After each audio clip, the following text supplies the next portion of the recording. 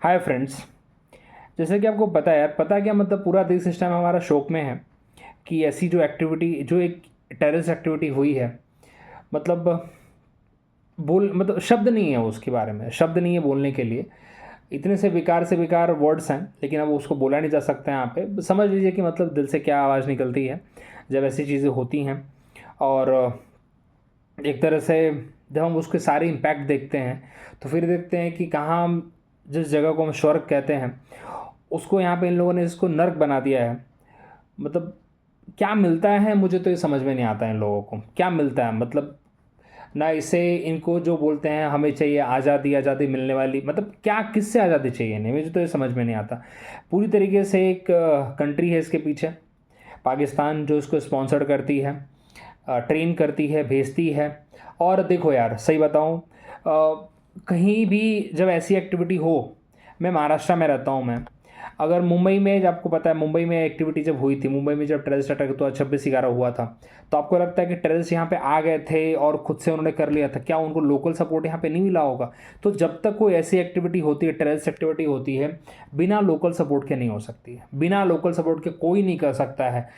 क्या आप यहाँ पे किसी कहीं पे भी आपने एक्टिविटी, कोई भी अपने टेररिस्ट एक्ट देखा होगा, बिना लोकल सपोर्ट के नहीं हो सकता। तो यहाँ पे ज़रूर लोकल सपोर्ट मिला हुआ था, अब जिस भी लेवल पे था, लेकिन मिला हुआ ज़रूर था। बिना उसके कोई नहीं कर सकता यार। किसको पता है मतलब कितना, मतलब कहीं ना कहीं तो तुम्हें सपोर्ट चाहिए, बस सिंपल सी बात है। कोई ना कोई इन्फॉर्मर रहा है वहाँ पे, तभी हुआ है। अदरवाइज़ इतना ईजी नहीं है, इतना ईजी नहीं है, कहीं पे भी नहीं है। क्यों नहीं यहाँ पे हो जाता? क्यों नहीं जब आपके घर के बगल में हो जाता? नहीं हो पाता ना कौन आपके घर के पास में वो गन लेके आ जाता है और खड़ा हो जाता है और सीधा शूट करना चालू हो जाता है? पॉसिबल नहीं है ना वो। तो इसीलिए अभी जो एक्ट हुआ है, अभी तो हो गया, आगे क्या? पहला भाई, जो हमने मिनिस्ट्री ऑफ एक्सटर्नल अफेयर ने जो एक्शंस लिए हैं, इंडस वाटर ट्रीटी सस्पेंड कर देना, बहुत एक्ट, मरने दो, सीधा बोलते हैं मरने दो इनको।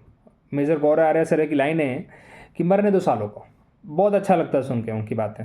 ठीक है, तो मैं भी यही बोलूँगा, मरने दो इनको। जब खुद इनके लोग जब इनके गवर्नमेंट को क्वेश्चन करेंगे तो गवर्नमेंट को समझ में आएगा कि गवर्नमेंट इनकी कर क्या रही है, इनकी आर्मी कर क्या रही है। वैसे इनकी आर्मी सेंसिटिव है नहीं, इनकी आर्मी को सेंसिटिव बिल्कुल नहीं, इनकी आर्मी को घंटा नहीं फ़र्क पड़ता है कि देश की, उनकी जनता क्या चाहती है, देश की जनता का प्रोग्रेस होना चाहिए कि नहीं चाहिए। उनकी उनकी जनता को उन्होंने गुमराह कर रखा है कश्मीर के नाम पे। और अभी भी जो एक्ट है, ये सब ये गुमराह करने की साजिशें होती हैं और कुछ नहीं होता है। मतलब दे आर एक्चुअली डेस्परेट।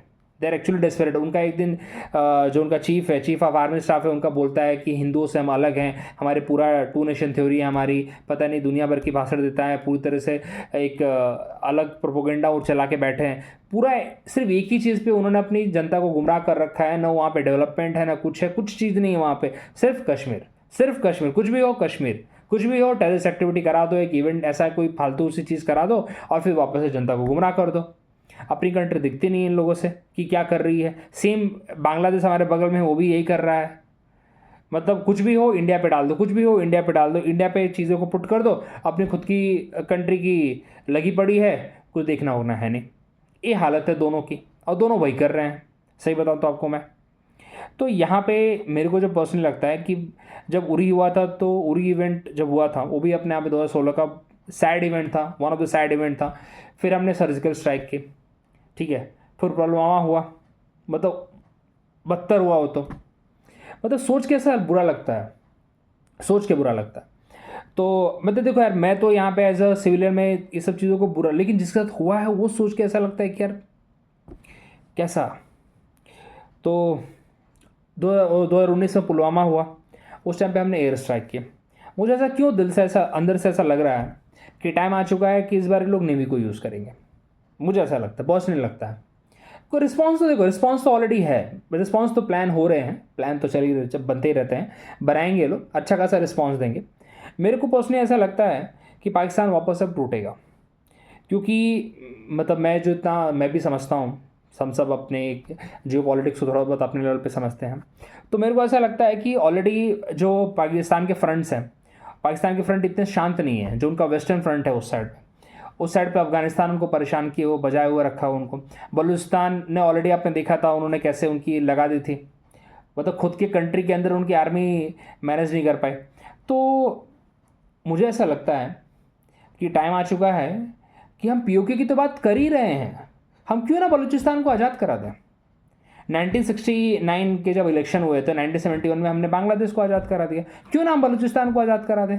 वो कंट्री जो 45% है पाकिस्तान का, क्यों ना आज़ाद करा दें। उसमें नेवी सबसे बड़ा रोल प्ले करेगी। फिर जैसे ही वो आज़ाद होता है वहाँ पे हम अपना एक तरह से सपोर्ट, हमारे सपोर्ट से हम उसको रिकॉग्नाइजेशन दिलाते। कोई बड़ी बात है ना इस टाइम पे, जिस लेवल का ओहदा है हमारा इस टाइम पे, जिस लेवल की पहुँच है हमारी यहाँ पे, क्यों ना हम वो कर दें, क्यों ना। और वहाँ पे नेवी का बहुत अच्छा रोल है। फिर हम चाइना के साथ हम बात करते हैं ना, ग्वादर पोर्ट है ना वहाँ पे, चाइना के साथ हम बात करते हैं, पाकिस्तान को बीच में रोक दो, पाकिस्तान फिर तो हमारे बीच में आ जाएगा, हो सकता है।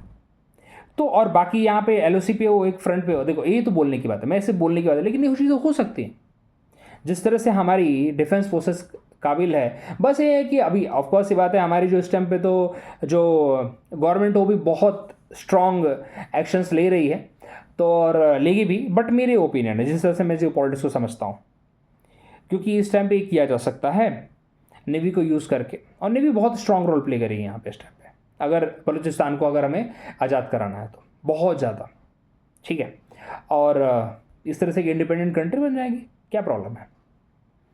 तो चाइना के साथ हम डील कर लेंगे, फिर ग्वादर पोर्ट के साथ, चलो अब हम बात करते हैं तुम्हारे साथ, ठीक है, लोन हम चुकता करते हैं, देखते हैं, तुम बात करते हैं, ज़रा हम इसके ऊपर इन्वेस्टमेंट करो, ठीक है। तो ये चीज़ की जा सकती है। लेट्स सी, ऑलरेडी काफ़ी माहौल बना हुआ है। और देखो ये बात उनको भी पता है, ये बात उनको भी पता है, वो कोई बहुत हाई प्रोफाइल कंट्री नहीं है यूएसए जैसी, फुल टेक्नोलॉजी फ्रेंडली और फुल, मतलब यार उनकी भी बची पड़ी, उनकी बुरी तरह बची पड़ी है, वो तो सिर्फ दिखावा करते हैं, ठीक है। अभी अगर वॉर हो जाए ना, टिकने लायक नहीं है वो लोग। बस हमको एक बात का डर होता है कि वो पूरी तरह से फैनेटिक कंट्री है, कहीं वो लोग न्यूक्लियर पे ना आ जाए, वो हम नहीं चाहते। मतलब हमारे यहाँ के जो डिफेंस फोर्सेस के जो हाई कमांड है, उनको भी इस चीज़ का रहता है कि पाकिस्तान को उस लेवल तक ना पुश किया जाए, क्योंकि पाकिस्तान एक पागल कंट्री है, पागल, लिटरली पागल कंट्री है। अकल वकल है नहीं उनको, ठीक है, अकल होती तो अभी तक डेवलप कुछ तो अपने लिए कर रहे होते ना, इसी चक्कर में थोड़ी पड़े होते हैं।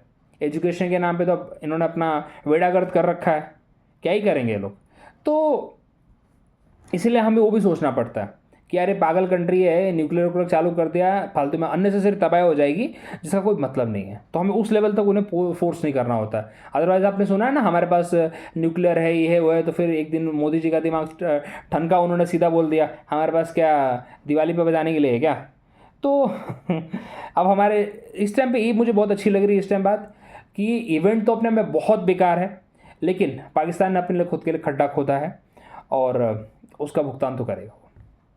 मैं कल ऐसे दोस्त के साथ डिस्कस कर रहा था, मुझे असल अंदर से फीलिंग आई कि यार अब अननेसेसरी मुझे बुरा लग रहा थोड़ा सा पाकिस्तान के लिए, क्योंकि मुझे पता नहीं अंदर से एक डीप डाउन कुछ फीलिंग आ रही है कि बहुत ही खतरनाक करने वाले इस बार छोटा मोटा नहीं करेंगे, इस बार बहुत ही खतरनाक करेंगे। तो देखते हैं, दुनिया पीओके की बातें कर रही है हमारे, लेकिन मेरे को ऐसा पता नहीं कि दिल से बलूचिस्तान नज़र आ रहा है, देखते हैं, ठीक है। बट नज़र तो आ रहा है, कुछ तो भी नज़र आ रहा है मेरे को भी।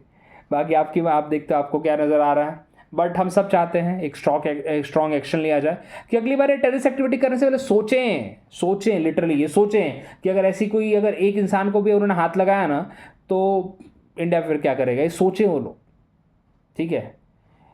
तो ये मेरा ओपिनियन था। देखो यार, बाकी तो हम सब साथ हैं एक दूसरे के, और ऐसे ही मौके पे कंट्री का यूनाइटेड होना बहुत ज़्यादा ज़रूरी है, बहुत ज़्यादा ज़रूरी है। और मुझे ऐसा पहली बार ऐसा लगा कि हिंदू, मुस्लिम, सिख, ईसाई जो भी है हमारी कंट्री में, जितने भी रिलीजन है, जो सब साथ में आए हैं। और इसको मैं पॉलिटिक्स भी देखा, मैंने काफ़ी चीज़ें सुनी, बोले कि सब लोग सपोर्ट कर रहे हैं एक दूसरे को, बहुत अच्छी बात है।